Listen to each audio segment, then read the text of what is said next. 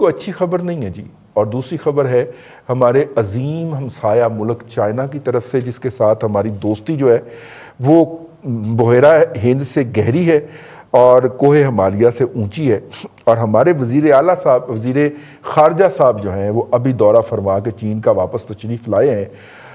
YouTuber हुकूमती जो हैं उन्होंने उनकी कामयाबी के बड़े झंडे गाड़े हैं, लेकिन आज हमारे दोस्त और पाकिस्तान के अजीम सहाफ़ी और बड़े अजीम और क्रेडिबल सहाफ़ियों में उनका शुमार होता है जनाब मुश्ताक घुमन साहब जो हैं, उन्होंने एक ख़बर दिया और उस खबर ने एज ए पाकिस्तानी मेरे पाँव के नीचे से ज़मीन निकाल दी। हमने अपने गुज़िश्ता प्रोग्राम में ये सवाल उठाया था जो लास्ट वीकेंड पे हुआ था कि जनाब चाइना के अंदर साथ हमारी कनेक्टिविटी जो है इस वक्त स्ट्रेंथ है वो CPEC है। तो CPEC अथॉरिटी का चेयरमैन 36 लाख रुपया जो महीना तनख्वाह लेते हैं वो वहाँ पे क्यों नहीं है साथ हमारे। वो अब पता चला जी मुश्ताक घुमन साहब के ज़रिए कि उन्होंने हमें जो है CPEC की तमाम फंडिंग रोक दी। और वजूहात क्या है, अपने हमारे जो हैं वो भट्टी साहब, अरसलान भट्टी साहब जो हैं वो वजूहात निकाल के लाए हैं जो कि छोटी छोटी जो लोकल पॉलिटिक्स है उससे फूट रही है। मैं आपको इन्फॉर्मेशन दे के उनकी आज की जो खबर है वो उसका बेड़ा गर्क नहीं करूँगा, लेकिन CPEC के लिए फंडिंग स्टैंड स्टिल हो जाना और हम बढ़ के मारते फिर रहे हैं कि पाकिस्तान का मुस्तकबिल CPEC है और पाकिस्तान ये कर देगा CPEC के ज़रिए। और हमने तो ये भी यूट्यूबर से पोस्टें करवा दी हैं, अपने सरकारी यूट्यूबर वो 21वें 20वें 21वें ग्रेड वाले, कि जनाब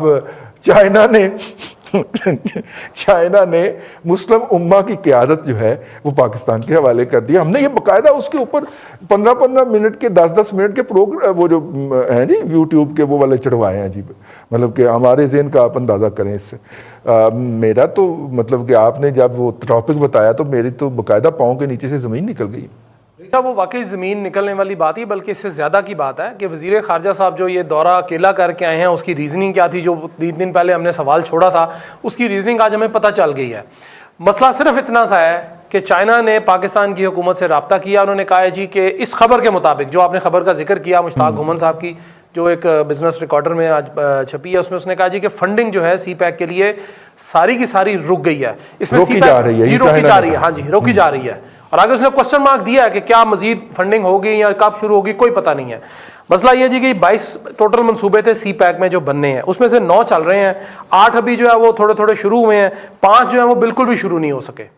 अच्छा, उसमें एक जो मंसूबा है बेल्ट एंड रोड प्रोजेक्ट जो 2019 में मुकम्मल हो जाना चाहिए था या आधा बन जाना चाहिए था, उसके ऊपर बहुत स्लो प्रोग्रेस है, जिसके ऊपर हमारी खासी वहां पे क्लास हुई है। ठीक है, जो हमारे साहब गए थे बड़े अच्छे शास्ता जुबान लेके।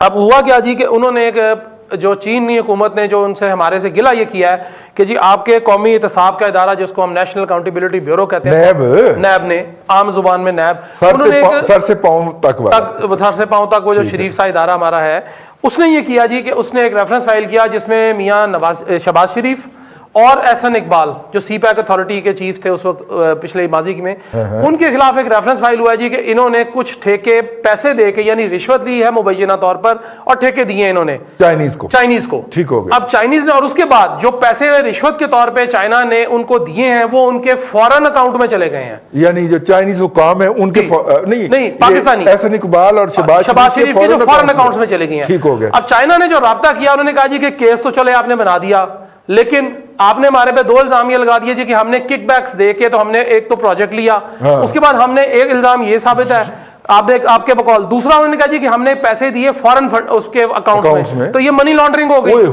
उसके बाद उनका ये तीसरी जो उन्होंने पॉइंट रेज किया, उन्होंने कहा जी कि अगर हमने ये काम किया तो इसका मतलब है कि हम तो वर्ल्ड ओवर जो प्रोजेक्ट लेते हैं तो सारे मनी लॉन्ड्रिंग के जुमरे में आ जाएंगे, तो हम तो गए, हमारे तो अरबों के प्रोजेक्ट्स हैं। फिर उसके ऊपर उन्होंने वजीर खारजा साहब की जो है डांट डपट जितनी को कर सकते थे, इसीलिए आपके जो दोस्त हैं खास जो चेयरमैन साहब हैं वो नहीं गए। हाँ जी, अच्छा। वो नहीं गए, फिर वो एंड टाइम के ऊपर ड्रॉप हो गया। हाँ जी। अब मुबैना तौर पर ये 2 जो इल्जामात हैं वो चीनी हुकूमत ने कहा जी कि जनाब ये इल्जामात जब तक अब ये साबित नहीं हो जाते या ये खत्म नहीं हो जाते या आप इसको विड्रॉ नहीं करते हमारी तरफ से, तो ना समझे आप। अब ऑरेंज ट्रेन का जो मामला था जी, उसमें 2 चीजें आ रही थी कि किराया और बिजली। उन्होंने कहा जी बाढ़ में जाएं, ऑरेंज ट्रेन चलाएं ना चलाएं, हमने दोनों वो भी छोड़ दिया। उसके बाद उन्होंने कहा जी कि वजारत इत्तलात को, असल में अब एक और खबर ये है इसी खबर से रिलेटेड कि वजारत इत्तलात को बाकायदा तौर पर हिदायत जारी की गई हैं कि इसका सी पैक का इमेज बेहतर करें, इसके बारे में खबरें दें, या जो भी आप कर सकते हैं टॉक शोज वगैरह वो करें ताकि ये बेहतरी की तरफ जाए और हम इस पे जो डाई डाउन चीजें वो इसको ठीक करें। यानी क्योंकि इस वक्त जितने भी हुकूमत के हामी यूट्यूबर समझे जाते हैं उन्होंने महीना के पहले तक सी पैक के बारे में कोई अच्छा इमेज क्रिएट नहीं किया हुआ था, तो शायद ये उसको अंडू करने के लिए ये भी उन्होंने कहा है कि यूट्यूबर जो हैं वो आपके जो हैं वो हमें खाम खा घसीटते हैं इसके अंदर। खैर अच्छा जी। उसके बाद आखिरी 3-4 चीजें जी कि एंग्रो पावर और जमा हापको, ये हापको जो था ये 14 अगस्त को जो है ये 1320 मेगावाट का था, ये जनाब 14 अगस्त को भी ये हो गया शुरू। उसके साथ जो एंग्रो पावर था वो जुलाई 10 2019 को शुरू कर दिया गया। उसकी फंडिंग का भी मसला थोड़ा सा आ गया है, वो शुरू कर दी गई है, वो तो काम तो शुरू हो गया लेकिन मसला यह है कि फंडिंग भी चाहिए, उसके लिए पैसा तो चाहिए ना जी, सारा कुछ उसके और इनके अंदर चाइनीज पार्टनर हैं। हाँ जी, सारे वो चाइनीज हैं जी जी। जितने भी हमारे बिजली घर बन रहे हैं ना वो चाहे हाइड्रो है, हाइड्रो का मतलब जो पानी से चलने वाला है, या थर्मल जो तेल से चलने वाले हैं, वो तेल और गैस जो मिक्स होता है उसमें सारे के सारे उसमें फंडिंग कहीं ना कहीं चाइना की यहाँ टेक्निकल एक्सपर्टीज है, टेक्नोलॉजी या फाइनेंशियल, बिल्कुल ठीक है, वो दोनों उनके शामिल, वो भी उस पे काम मसला हो गया। ये बुरी खबर नहीं पढ़नी, इसकी हम लेते हैं, वो भी अपनी जगह पे हैं।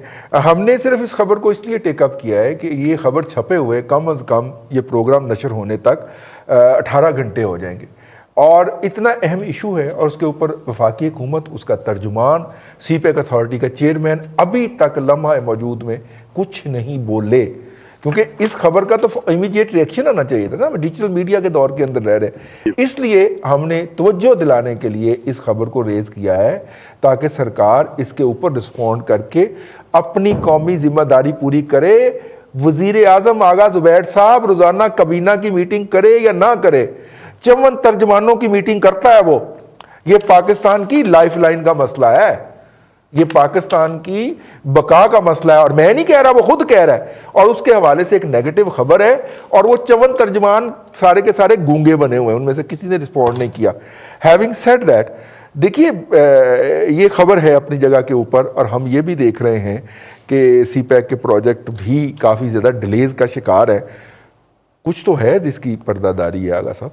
सबसे पहली बात तो ये है कि मुझे ऐसा लगता है कि हमारे पाकिस्तान में कोई फॉरेन पॉलिसी है ही नहीं। अभी तक हम इस बात का तयन ही नहीं कर सके कि हमें इस खित्ते में किस मुल्क के साथ किस वजह से कहाँ खड़े होना।